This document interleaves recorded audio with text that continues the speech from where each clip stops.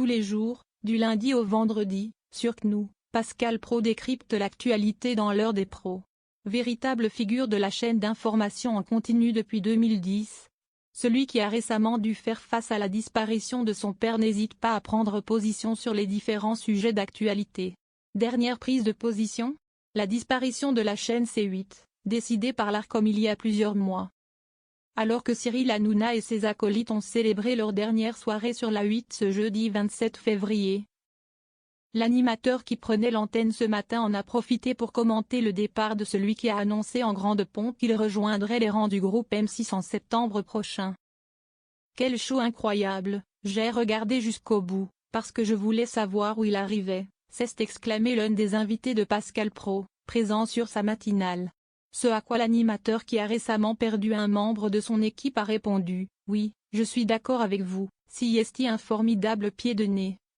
Ça affaiblit quand même le groupe Canal+, CIST une mauvaise nouvelle pour nous, disons-le, ils ont bien compris M6 l'avantage d'avoir avec eux Cyril Hanouna. » Pas de quoi désarmer l'animateur star non plus qui s'est tout de même réjoui que les équipes de son futur ex-confrère ne restent pas sans emploi.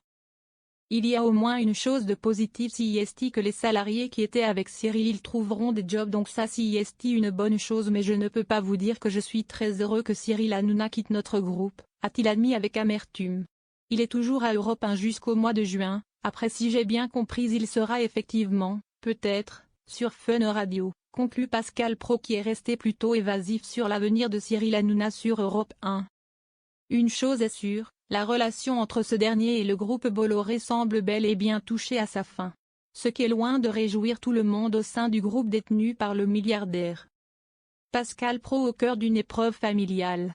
Récemment, les téléspectateurs avaient pu constater l'absence inattendue de Pascal Praud à l'antenne. En effet, en octobre dernier, l'animateur avait dû faire face au deuil après la perte de son père, âgé de 90 ans.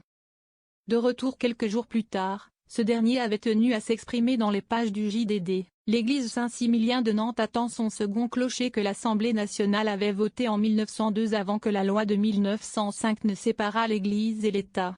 Adieu clocher. Mes parents y ont uni leur destinée le 31 janvier 1959. 24 013 jours plus tard, ma mère a choisi cette église pour que fussent célébrées les obsèques de son mari. Elle est éprouvée.